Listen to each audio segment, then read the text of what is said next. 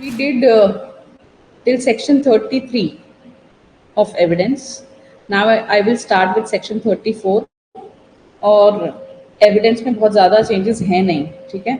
तो हम शुरू करते हैं कहाँ पर नो चेंज है, उसमें मैं नो चेंज लिखवा के बाकी में डिक्टेशन दे देती हूँ आपको, ठीक है। Good, great. देखो अब इसका जो हमारा जो सेक्शन 34 था, section 34 of Indian evidence act is now section number 28 of BSA. It is section number 28 of BSA, and there is no change in this. In this section, there is no change. Also, in section 35 and 36, which is now 29 and 30, there is no change in all these sections. यहाँ पर conceptually कोई difference नहीं आया. Now, section 37 of the evidence, which was relating to relevancy, of statement as to fact of public nature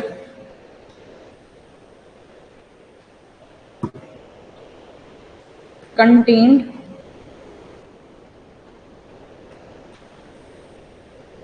in certain acts and notifications. In this section, there is a change as regards the content, in the sense कि यहाँ पर जो terminology थी with regard to the Act of Parliament and Crown Representative, that has been replaced now. ठीक है, I'll tell you what was there earlier and what has been changed. In this, that is section number 37 of evidence. ठीक है, आपकी जो terminology थी वो था any act of parliament,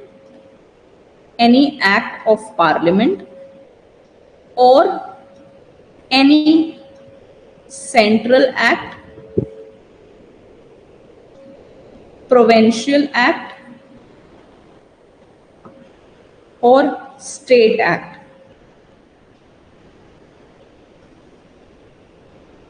Or notification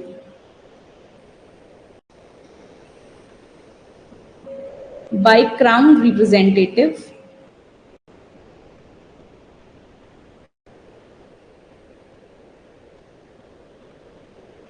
appearing in official gazette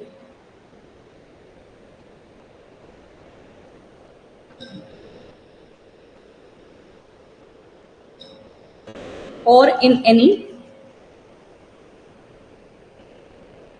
printed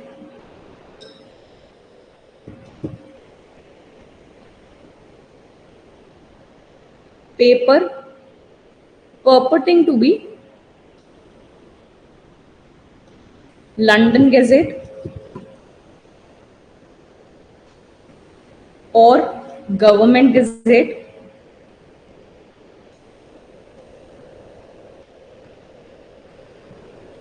of any dominion,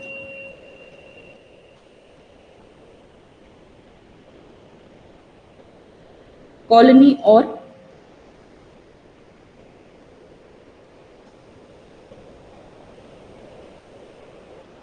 possession of His Majesty.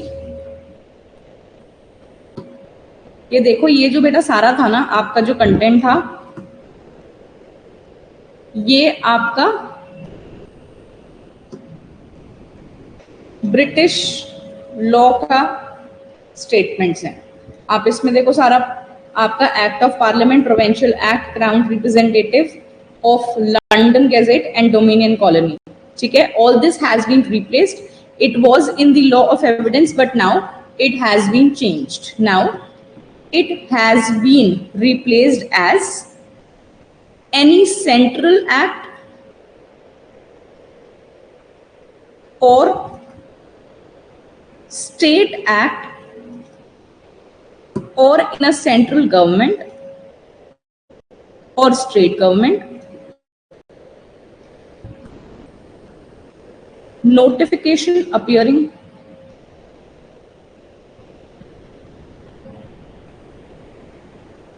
in respective official gazette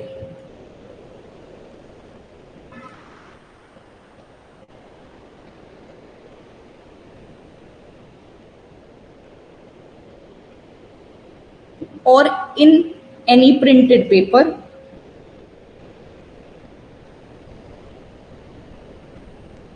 or in electronic or digital form.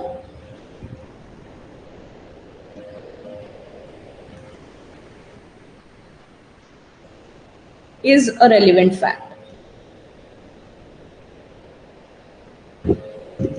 In this, basically, first thing is that we have changed it from the British Acts to the Indian Acts. That is, हम जो अब मान्यता देते हैं वो हम अपने central acts को और स्टेट एक्ट्स को देते हैं, ठीक है।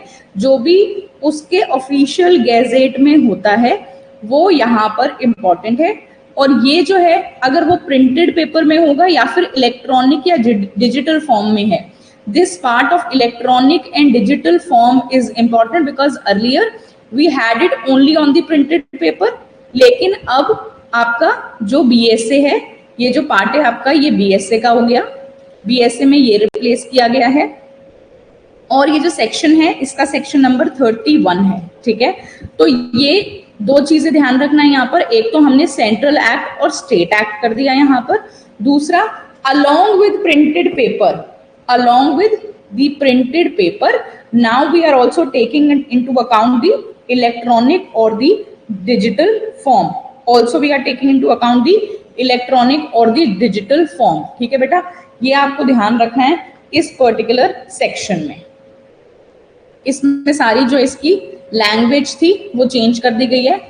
Whatever language has been changed from what was there and by which what it has been replaced, ये मैंने आपको सारा बोर्ड पे लिख दिया है। आई होप ये आपको क्लियर होगा।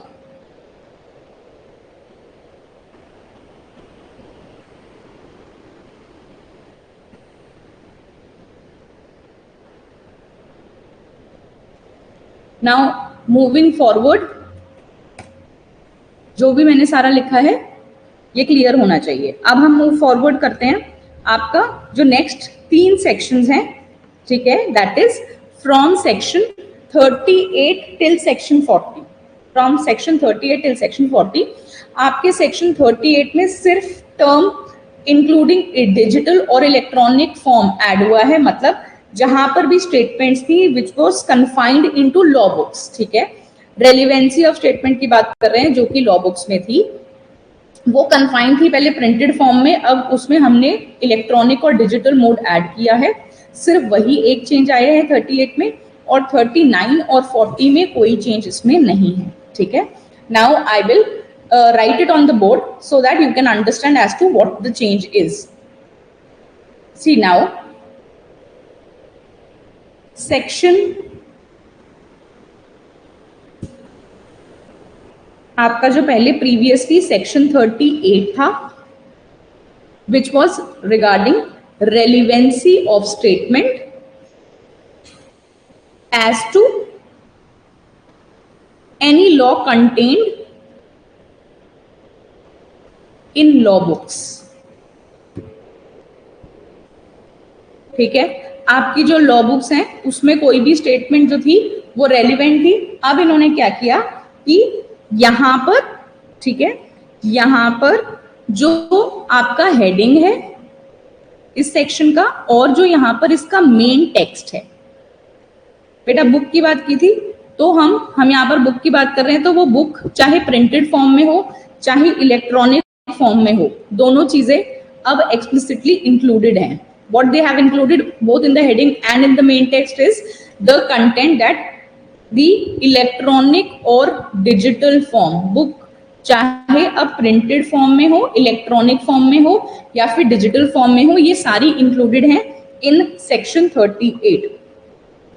This is section number 32 of BSA, BSA का सेक्शन 32 हो गया। जो आपका 39 था वो अब 33 है, और जो आपका 40 था वो अब सेक्शन नंबर 34 है, और इन दोनों ही सेक्शंस में कोई चेंज नहीं आया है। ठीक है, this was regarding the evidence given when statement forms part of conversation, document या फिर कोई इलेक्ट्रॉनिक रिकॉर्ड, बुक्स या सीरीज। इसमें बेटा कंटेंट में कोई चेंज नहीं है, ये सेम है। ऐसे ही आपके 40 में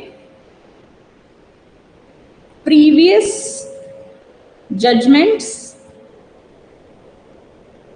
relevant to bar a second suit or trial। इसके भी कंटेंट में कोई चेंज नहीं है, कोई कंसेप्चुअल चेंज नहीं है, बस सेक्शन नंबर चेंज हुए हैं। Then section number 41 which is now section number 35। this section is important for the exam, ये एग्जाम में पूछा जाता है। Okay, this is relevancy of certain judgments in probate। ठीक है, आपका ये जो आप सेक्शन है ये ध्यान रखना बेटा, पेपर में इंपॉर्टेंट है, पेपर में आ सकता है। इसमें they are talking about the relevancy of certain judgments in probate etcetera. Okay, in jurisdictions में ये इंपॉर्टेंट होते हैं। यहां पर एक चेंज किया है कि जो ट्रिब्यूनल है उसको ऐड किया है। ठीक है, दी कॉम्पिटेंट कोर्ट के साथ अब इन्होंने ट्रिब्यूनल को भी ऐड कर दिया है।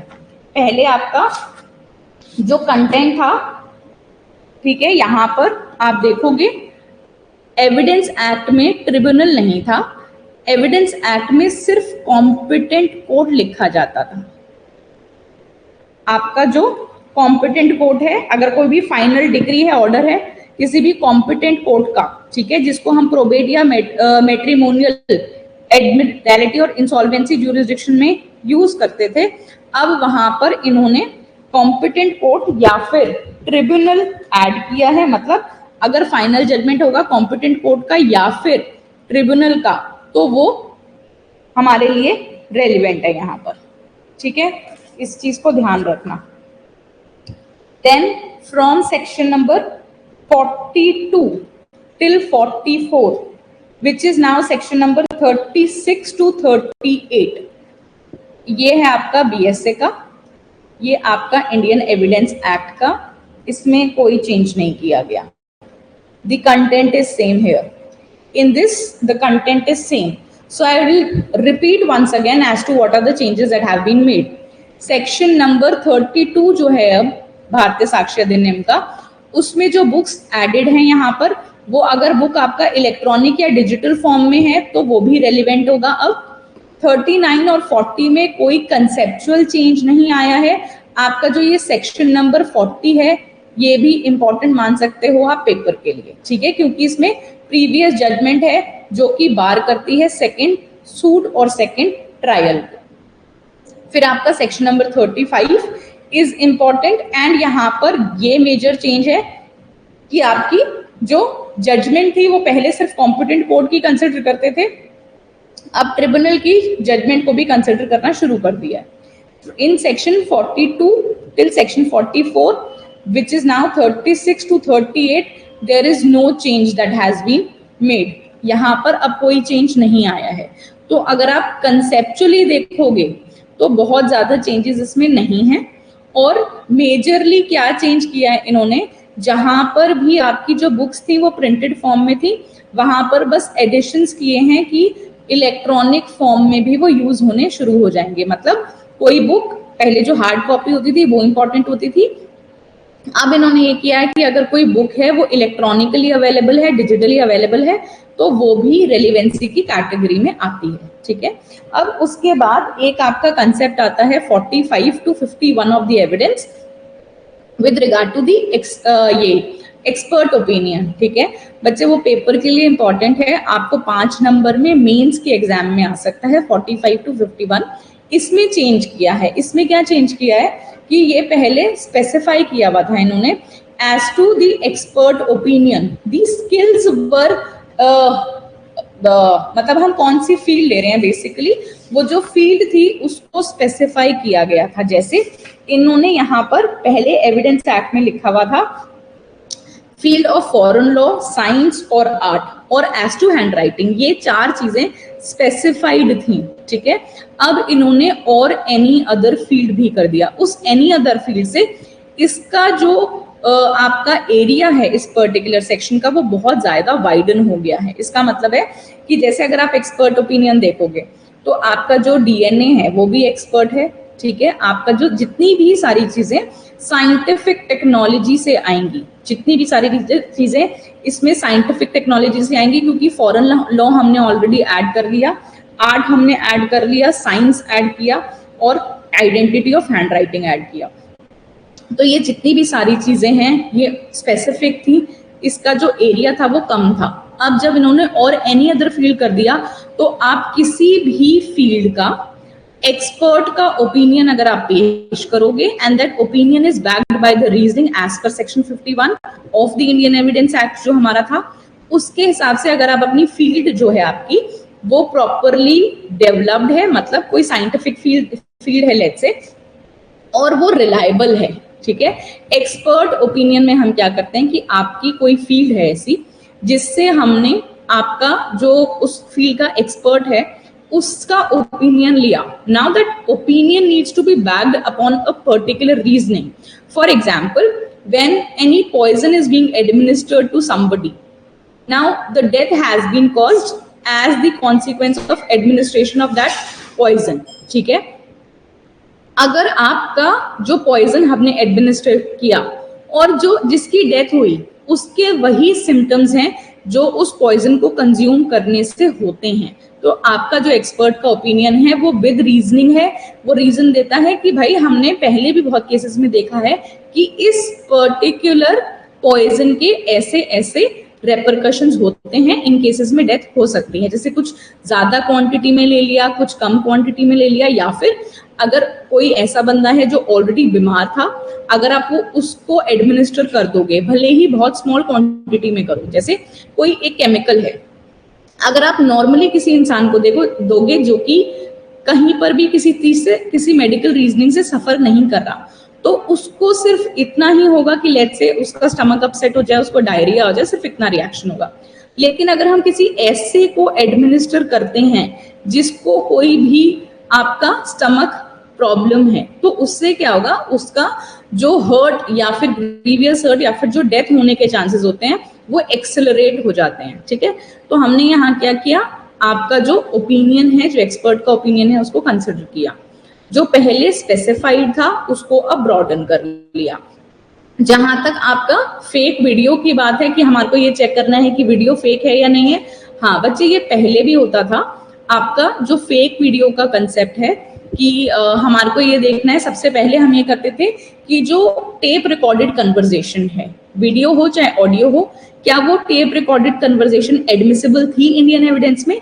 Yes, it was admissible as per RM Malkani versus State of Maharashtra. Yes, it was admissible.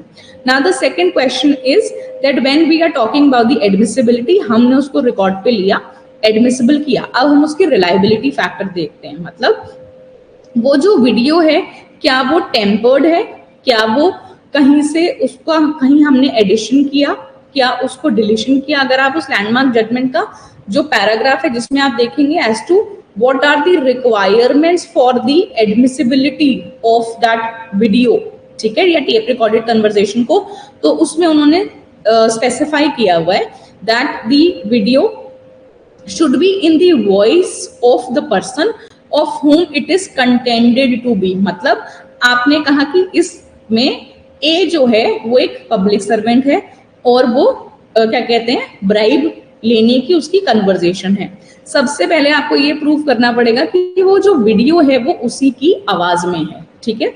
दूसरा, कहीं पर ही वीडियो जो है वो टेम्पर नहीं होना चाहिए।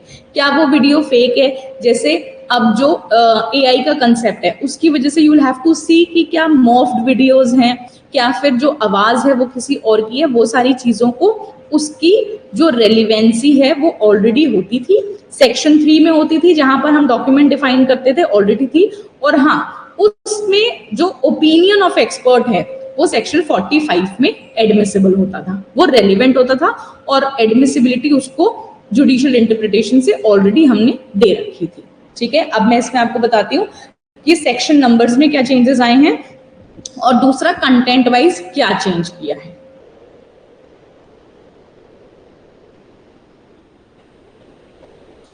See now, earlier section number 45,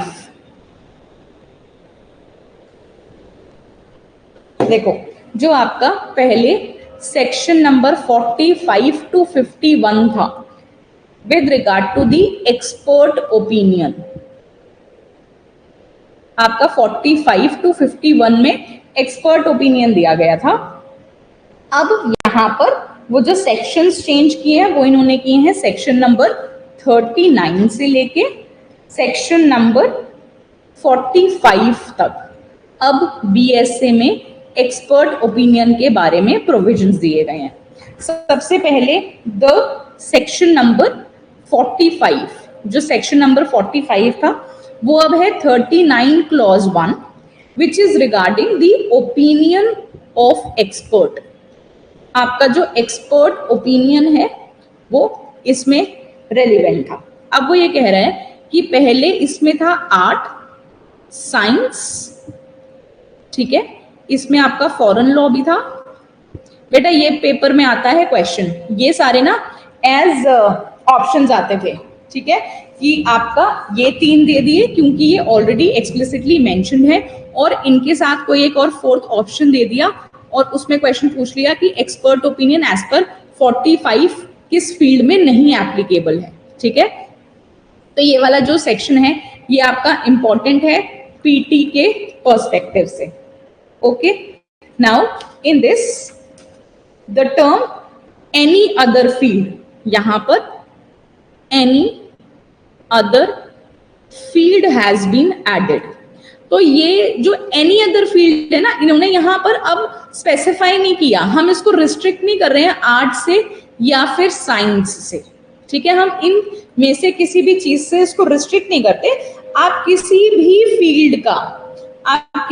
field का हमारे को कोई एविडेंस लाके दे दीजिए, ठीक है, उसको हम रेलिवेंसी में ले आएंगे अगर वो हमारे फैक्ट इन इशू से या फिर रेलिवेंट किसी दूसरे रेलिवेंट फैक्ट से हम उसको किसी भी तरीके से कनेक्ट कर सकते हैं तो वो आ जाएगा। बस इसमें क्या होता है, जब हम किसी भी एक्सपर्ट फील्ड की बात करते हैं, whenever we are talking about an expert field, देखो जैसे इसमें as to identity of handwriting भी स्पेसिफिकली मेंशन्ड है। क्यों वो मेंशन्ड है? वो इसलिए मेंशन्ड है कि जब हम एक्सपर्ट की बात करते हैं या हम उसके ओपिनियन की बात करते हैं, तो whatever field we are relying on has to be developed in the sense that when we are trying it scientifically, when the test is being performed, आपको ये देखना है कि इसके जो टेस्ट का जो रिजल्ट है उसकी एक्यूरेसी क्या आती है। जैसे हैंडराइटिंग की 100% टेस्ट की जो रिलायंस है, ठीक है, वो है उसका 100% एक्यूरेसी आता है। लेकिन अगर आप वहीं पर फुट प्रिंटिंग देखोगे तो फुट प्रिंटिंग की रिलायबिलिटी नहीं है, ठीक है, इसलिए ना तो यहाँ पर स्पेसिफिकली मेंशन्ड है, लेकिन वो उसको बार भी नहीं कर रहे, एनी अदर फील्ड लिख दिया। अब वो ये कह रहे हैं कि आपका एनी अदर फील्ड है, लेट्स से हम ये कहते हैं कि इसकी जो एक्यूरेसी है वो 50% आती है, हमारे पास कोई दूसरा एविडेंस है नहीं और हम इसको डिस्कार्ड कर दें, तो हम कैसे प्रूव करेंगे? तो वो ये कह रहे हैं कि जिसकी एक्यूरेसी कम है, जिसकी रिलायबिलिटी कम है, आप उसको एडमिसिबल बना लीजिए, उसको रख लीजिए, देख लीजिए कि क्या वो एज कॉरोबोरेटिव एविडेंसेस आप यूज कर सकते हो। अगर हमारे पास डायरेक्ट एविडेंस नहीं है तो क्या हम चेन ऑफ पोजेशन बनाने में कहीं इस मैटर को ला सकते हैं? अगर आप किसी चीज को सिरे से नकार दो, ठीक है, हमारे पास कोई दूसरी चीज है नहीं प्रूव करने के लिए और ये हमने हटा दिया, तो we would be left with nothing so as to prove the matter in issue और द फैक्ट इन डिस्प्यूट। तो हम क्या करते हैं कि जिस चीज की रिलायबिलिटी है आप उसको रेलिवेंट मान के उसको कंसिडर कर लो, 100% जिसकी रिलायबिलिटी है आप उसको वेटेज दे दो, ठीक है। जैसे आपका जो कंसेप्ट आता है एप्रिसिएशन ऑफ एविडेंसेस का, तो आपको कोर्ट को ये देखना होता है कि हर एविडेंस को वो एप्रिशिएट करें, वो देखें कि क्या उसकी रेलिवेंसी है, एडमिसिबिलिटी है, और अगर एडमिसिबिलिटी है उसकी तो उसके आगे उसका रिलायबिलिटी का कंसेप्ट कितना है। अगर हैंड राइटिंग है तो 100% रिलायबल है, और अगर फुटप्रिंट्स है तो वो 100% रिलायबल नहीं है। जैसे अब डीएनए टेस्ट है आपका, 112 की जो प्रिजम्पशन होती थी उसमें काम आता था, वो 100% है, ठीक है। तो जो 2014 और 2015 की जो जजमेंट्स आई थी जस्टिस कहर वाली, जो दीपान्विता रॉय थी, ठीक है, रोनोब्रतो रॉय वर्सेस दीपान्विता रॉय और बैडविक वर्सेस बैडविक की जो जजमेंट्स आई थी, उनसे उन्होंने डीएनए को लेना शुरू कर दिया, एक्सपर्ट के एविडेंसेस को, साइंटिफिक एविडेंसेस को, क्योंकि वो फील्ड्स अब 100% डेवलप्ड हैं। तो जस्टिस कहर ने कहा कि अगर सारी डेवलप्ड नेशंस लेते हैं तो हम उसको लेने से क्यों पीछे हटे, बिकॉज हमारा जो कंसेप्ट है, ठीक है, हमारा जो लॉ का कंसेप्ट है वो ये है that the justice should win, so in whatever way we can reach the truth, let us reach the truth. हम प्रिजम्पशंस तब रखते हैं लॉ में जब हमारे को फैक्ट नहीं पता। अगर हमारे पास मीन्स हैं फैक्ट तक पहुंचने के लिए, ठीक है, अगर हमारे पास तरीका है कि हम बच्चे का लेजिटिमेट जो पैटर्निटी की जगह जो लेजिटिमेसी की जगह जो पैटर्निटी है, अगर हम वो फाइंड आउट कर सकते हैं, हम फाइंड आउट कर सकते हैं डीएनए टेस्ट से कि फादर कौन है, तो why not let us allow them. जो उन्होंने गौतम कुंडू में मना किया था, Gautam Kundu versus state of West Bengal में मना कर दिया था कि डीएनए टेस्ट अलाउ नहीं होंगे, लेकिन 2014-2015 में ये लैंडमार्क जजमेंट्स आए थे, उसके बाद से उन्होंने कहा कि डीएनए जो है आपका, उस पर एक्सपर्ट ओपिनियन लीजिए, एक्सपर्ट फील्ड्स हैं, और एविडेंसेस को अलाउ करना शुरू कर दिया, ठीक है। तो आपको ये ध्यान रखना है कि इसमें नया आया है कंसेप्ट एनी अदर फील्ड। आपके एग्जाम के लिए ये जो सेक्शन है ये इंपॉर्टेंट है, इसको ध्यान रखना, okay. I am marking it again, this section is important for the exam because अब यहां पर एनी अदर फील्ड का मैटर जो है उसको इंक्लूड कर दिया है, या फिर उसको एक्सपेंशन ऑफ द सेक्शन किया गया है, ठीक है जी। फिर जो आपका सेक्शन नंबर 45A था with regard to opinion, examiner का ओपिनियन लेते थे हम यहां पर इलेक्ट्रॉनिक एविडेंस में। हम इलेक्ट्रॉनिक एविडेंस का जो एग्जामिनर होता था उसका ओपिनियन ले लेते थे, वो एज इट इज है, ठीक है। अब बस इसकी हेडिंग को ड्रॉप कर दिया गया है और ये सेक्शन 39 क्लॉज 2 है, अदरवाइज इसमें कोई चेंज नहीं किया गया। Then 46 is now 40 and there is no change in this.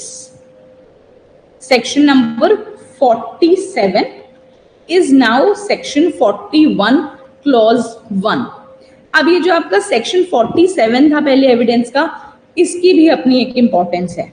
इसकी अपनी इंपॉर्टेंस कैसे है कि देखो, इसमें क्या होता है कि आपका हैंड राइटिंग सपोजिंगली हमें प्रूफ करना है। अगर किसी इंसान का हमें हैंड राइटिंग प्रूफ करना है तो उसके इंडियन एविडेंस एक्ट के हिसाब से तीन तरीके थे सेक्शन 45 में, सेक्शन 47 में और सेक्शन नंबर 73 में, ठीक है।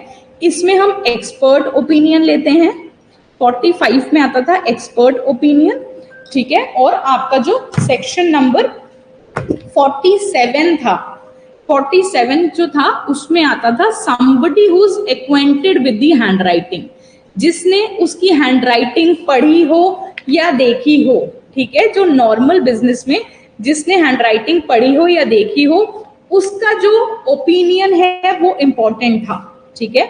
और जो सेक्शन 73 है उसमें कंपैरिजन ऑफ हैंडराइटिंग आता है। बेटा ये ना पेपर में आता है इसलिए मैं स्पेसिफिकली बता रही हूं, कंपैरिजन ऑफ हैंडराइटिंग, ठीक है। जहां पर जज साहब जो हैं वो आप उससे लिखवा सकते हैं सामने कि आप ये दिखा, आप कुछ लिख के दिखाइए ताकि हम हैंडराइटिंग को जो है वो कंपेयर कर सकें, ठीक है।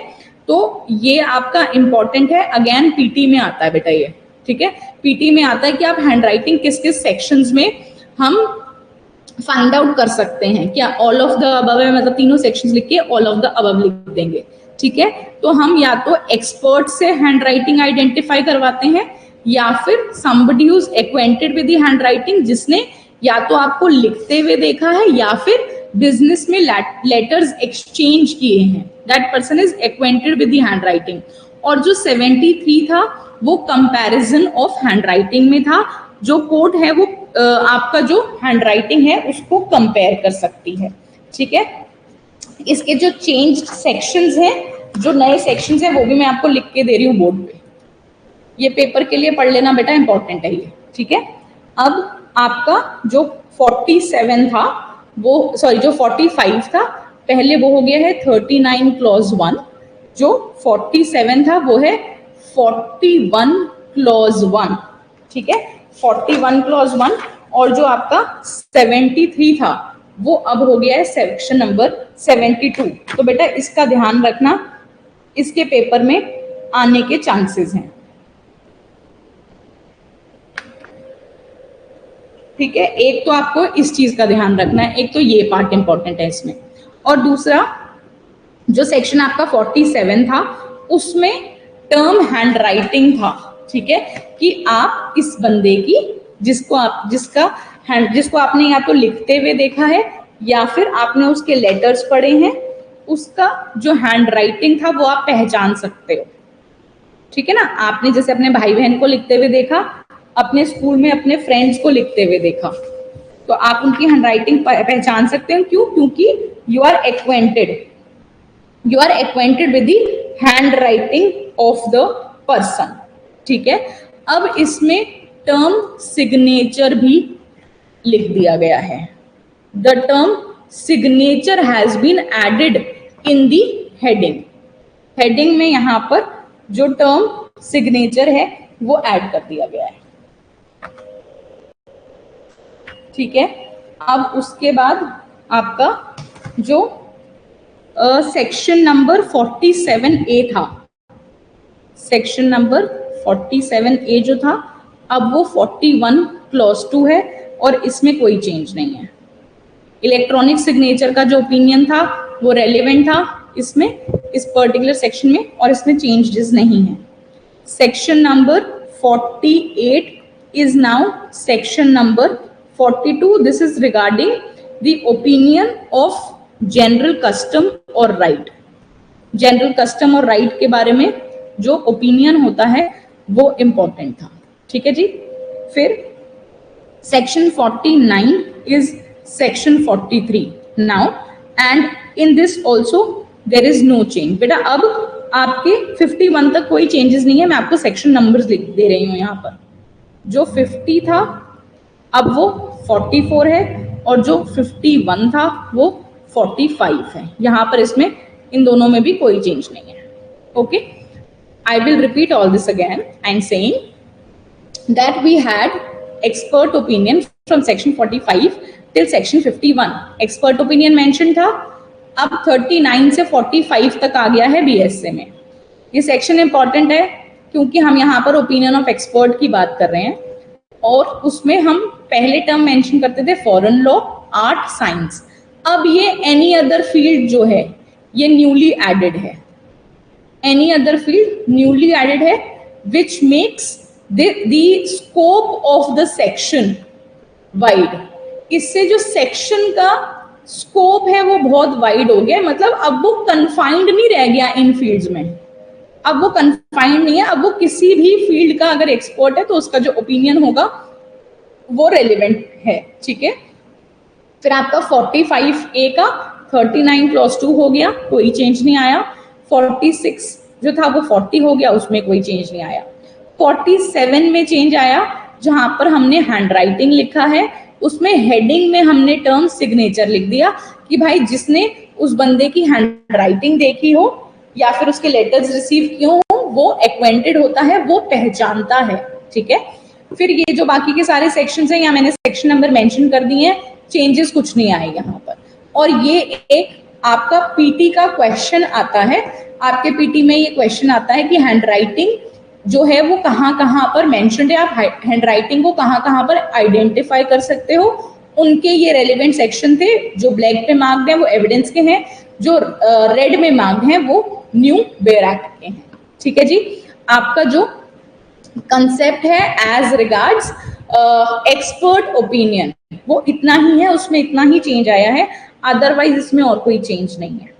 ठीक है, आई थिंक यहां तक सिंपल था, कोई भी दिक्कत नहीं है इसको समझने में। मुझे नहीं लगता यहाँ पर इसको समझने में कोई दिक्कत आएगी, है ना। ये तो सिंपल है, हमने बस एनी अदर फील्ड ऐड किया, हैंड राइटिंग के केस में सिग्नेचर टर्म हेडिंग में ऐड कर दिया है। अब उसके बाद जो एक इंपॉर्टेंट चीज आती है आपकी, वो आता है character when relevant. Character when relevant जो है ये आप एग्जाम के लिए 5 नंबर के लिए मेंस के लिए प्रिपेयर कर सकते हो कि कैरेक्टर कब रेलिवेंट होता है। इसमें भी कोई चेंज नहीं आया है आपका एविडेंस से बीएसए में, सिर्फ सेक्शन नंबर्स चेंज हुए हैं। ठीक है, एक बार सेक्शन नंबर्स देख लेते हैं कि क्या चेंजेस हुए हैं।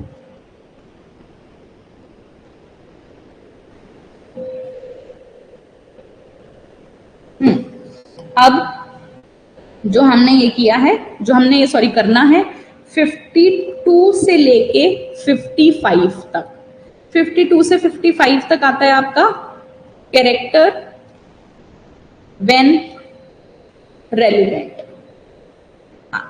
आपका जो कैरेक्टर है वो कब रेलिवेंट होता है। ठीक है जी, अब इसमें से आप देखोगे कि 52 जो था वो 46 है, जो 53 था वो 47 है।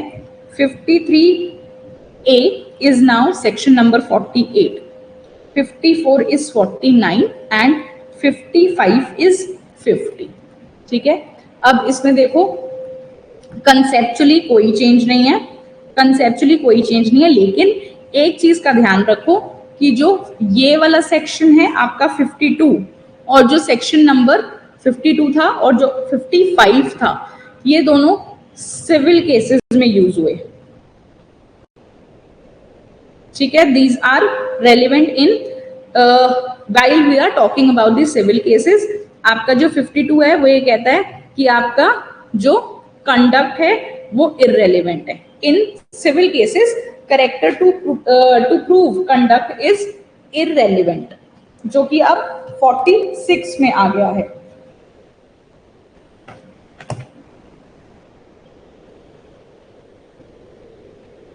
वो कह रहे कि यहाँ पर जो सिविल केस है उसमें जो कैरेक्टर है वो इररेलेवेंट है। ठीक है, फिर अगर आप 55 पढ़ोगे, ठीक है, आप 55 पढ़ोगे एविडेंस का, और अगर बीएसए का आप 50 सेक्शन देखोगे तो ये दोनों सिविल केसेस में मेंशन है।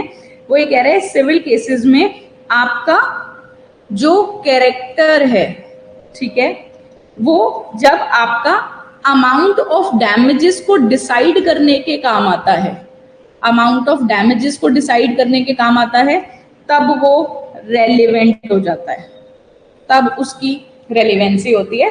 ये ध्यान रखना कि ये दो सेक्शंस जो हैं ये आपके सिविल केसेस में काम आते हैं।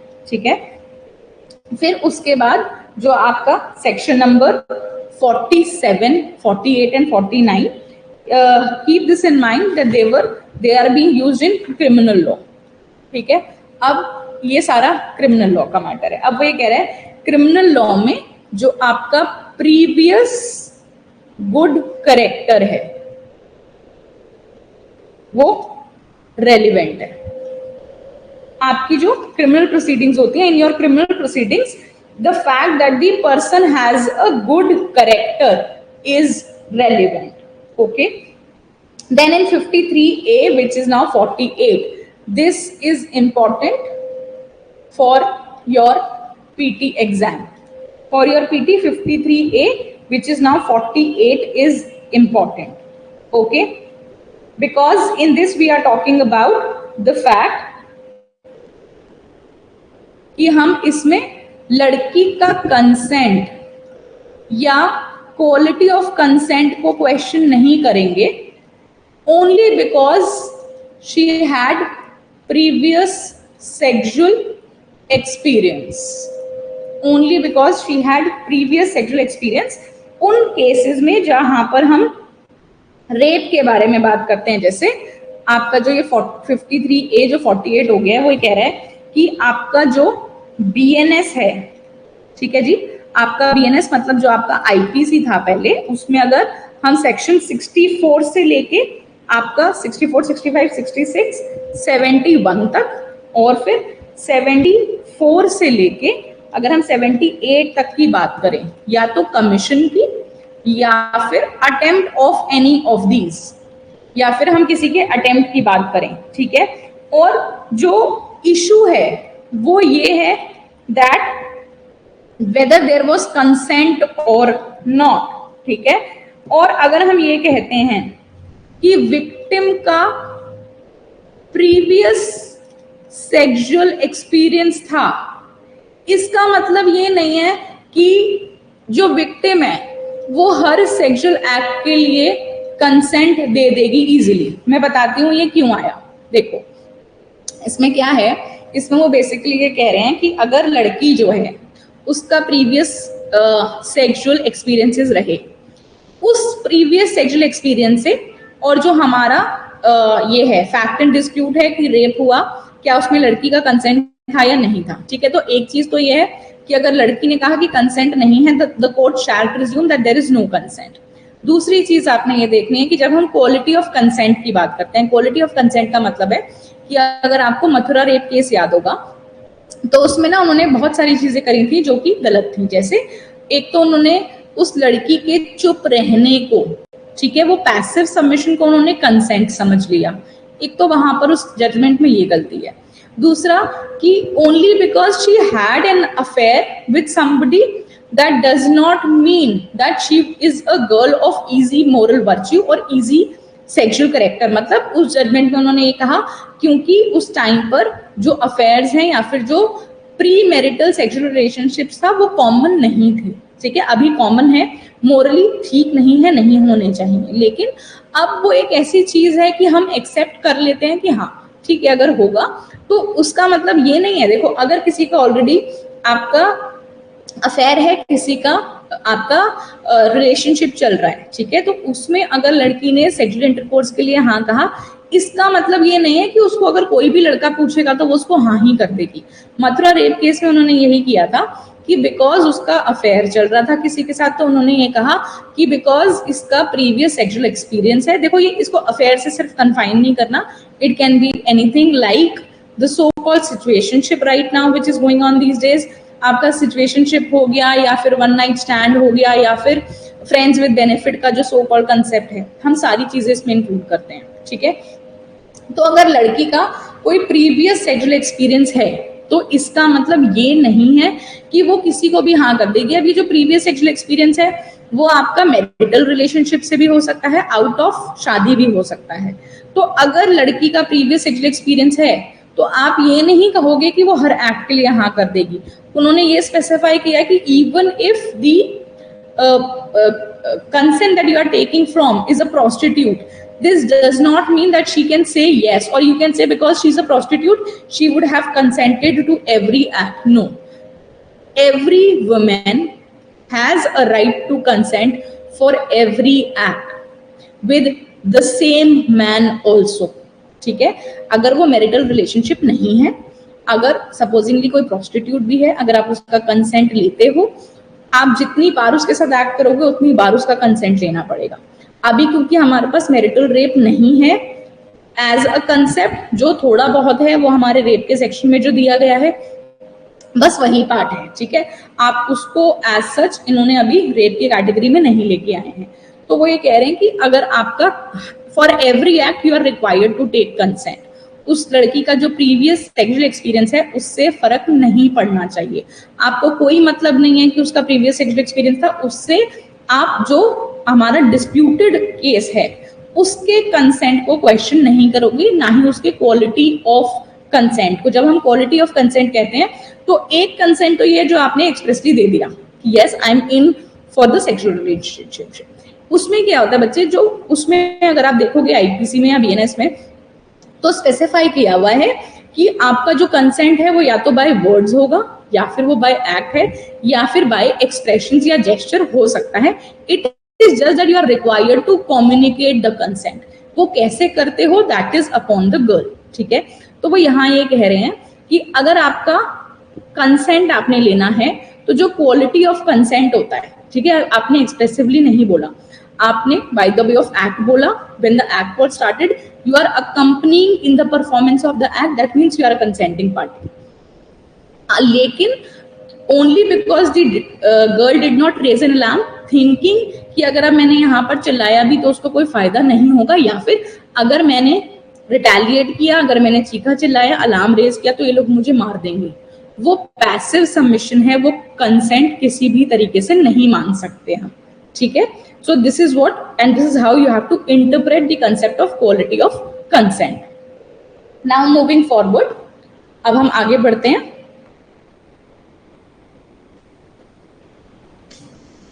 आपका जो नेक्स्ट सेक्शन है दैट इज सेक्शन नंबर, जो प्रीवियसली 54 था और अब 49 है। Previous bad character not relevant except in reply. मतलब वो ये कह रहा है कि आप ये कहते हो कि किसी का बैड कैरेक्टर था, वो हमारे लिए रेलिवेंट नहीं है अनलेस हम बैड कैरेक्टर का रिप्लाई में आपको आंसर करते हैं। मतलब जब आप कंटेंट कर रहे हो कि नहीं this person is of a good moral character, तो हम उसको क्वेश्चन करते हैं कि नहीं भाई इसके खिलाफ ऑलरेडी केसेस दर्ज हुए हैं, ठीक है, तो वो वहां पर आपका जो कैरेक्टर है वो रेलिवेंट हो जाता है। प्रीवियस बैड कैरेक्टर रेलिवेंट नहीं होता, लेकिन अगर हम उसको रिप्लाई करें, जैसे हम बताएं कि भाई इसकी ऑलरेडी एक प्रीवियस कन्विक्शन है रेप के केस में, क्या भले ही चोरी के केस में हो, तो वो आपका जो प्रीवियस कन्विक्शन है वो उसने आपके कैरेक्टर पे क्वेश्चन उठा दिया, और वो ये यहाँ पर उसकी रेलिवेंसी इसलिए है क्योंकि अब आपको इसकी एनहांस्ड पनिशमेंट मिलती है।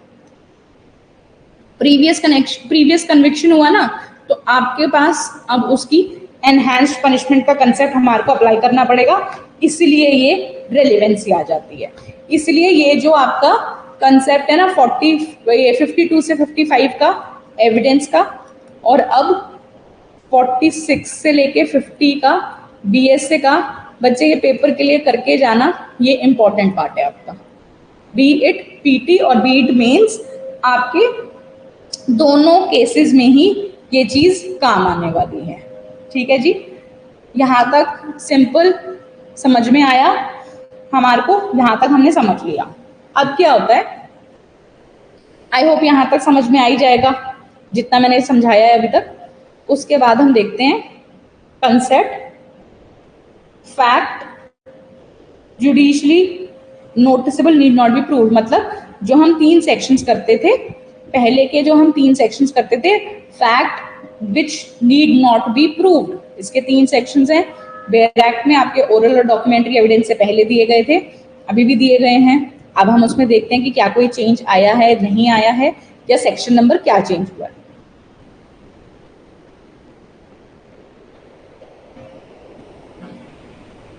Now, in this one, facts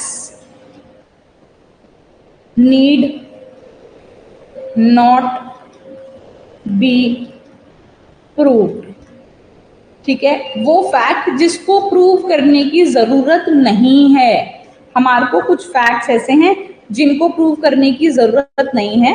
56 से लेके आपके 58 तक आते थे इंडियन एविडेंस एक्ट में, 56 से 58 तक। अब ये 51 से लेके 53 तक है, ठीक है जी। आपका जो 56 था, facts judicially noticeable need not be proved. Fact judicially noticeable need not be proved. किसी भी फैक्ट जिसका कोर्ट ने जुडिशियल नोटिस लेना है, जिसका जुडिशियल नोटिस कोर्ट ने लेना है, उसको हमारे को प्रूव करने की जरूरत नहीं है, ठीक है। अब जो आपका 57 सेक्शन था, वो अब जो 52 है, ठीक है, यहां मैं आपको लिख के दे रही हूं बीएसए वाले। अच्छा, अब 52 क्या है? जो पहले 57 था उसमें था कि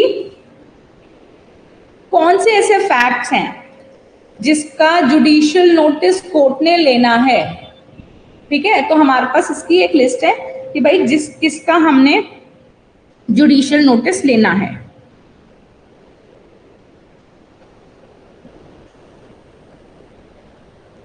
okay, now you will see that a clause B is newly added. In this you will see the clause B is newly added, जहां पर इन्होंने इंटरनेशनल ट्रीटी अग्रीमेंट और convention with country or countries by India or decisions made by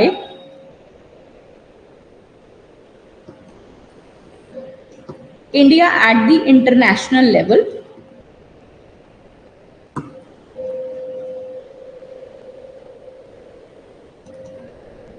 associations और other bodies, इसको यहां पर add किया है।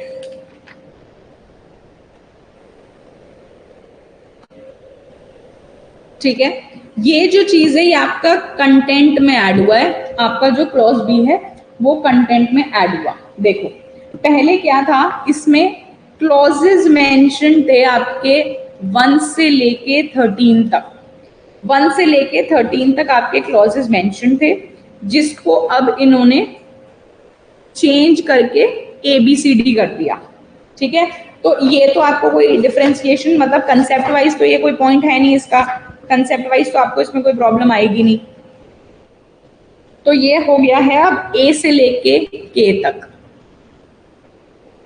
सॉरी A से लेके L तक BSA में, एविडेंस में क्लॉजेस में मेंशन था। ठीक है जी, अब जो आपका पार्ट है इसमें बी, ये न्यूली एडेड है, पेपर के लिए इंपॉर्टेंट है, बाकी सारा सेम चल रहा है। ठीक है, और इसमें आप देखोगे जो इसमें ई क्लॉज है, ई क्लॉज जो है जो प्रीवियसली 6 था, जो प्रीवियसली 6 था वो ई पार्ट हो गया है। ठीक है, जो 6 क्लॉज था वो ई पार्ट हो गया, और इसमें और स्टेट लेजिस्लेचर्स ये टर्म ऐड किया गया है, दिस हैज बीन एडेड, और state legislatures has been added. Now with regard to the point, देखो ये ध्यान रखना बेटा, ये 6 पहले भी था, अब 6 को इन्होंने ई में चेंज कर दिया और ये ऐड किया है। ठीक है, लेकिन जो आपका इसमें क्लॉज नंबर 5 था, जो क्लॉज नंबर 5 था वो इन्होंने हटा दिया क्योंकि वो आयरलैंड ग्रेट ब्रिटेन से रिलेटेड था। क्लॉज 5 को डिलीट किया, उस क्लॉज 5 को डिलीट करके इन्होंने बी पॉइंट ऐड किया, जिसमें seals of all courts and tribunals है, seals of all courts and tribunal है। ठीक है, इस चीज का आप ध्यान रखोगे, यहां पर ये स्पेसिफिकेशन किया है, 5th को डिलीट करके seals and all courts and tribunal add कर दिया, और जो आपका 6th क्लॉज था उसमें स्टेट लेजिस्लेचर किया है यहां पर। ठीक है जी, और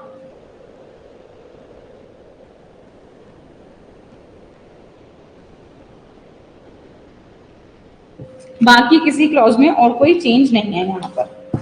ठीक है जी, ये आप चीज इसको ध्यान में रखोगे। 57 में ये इंपॉर्टेंट है क्योंकि ये नया आया है, ई में और स्टेट लेजिस्लेचर्स को ऐड किया है, क्लॉज 5 को डिलीट करके डी बना के उसको seals of all courts and tribunal कर दिया।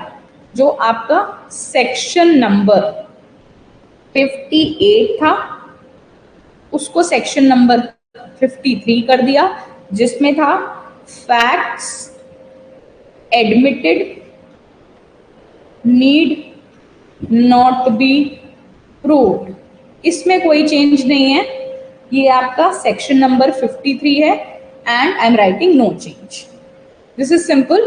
Facts need not be proved, पहले भी 3 सेक्शंस थे, अब भी 3 सेक्शंस हैं।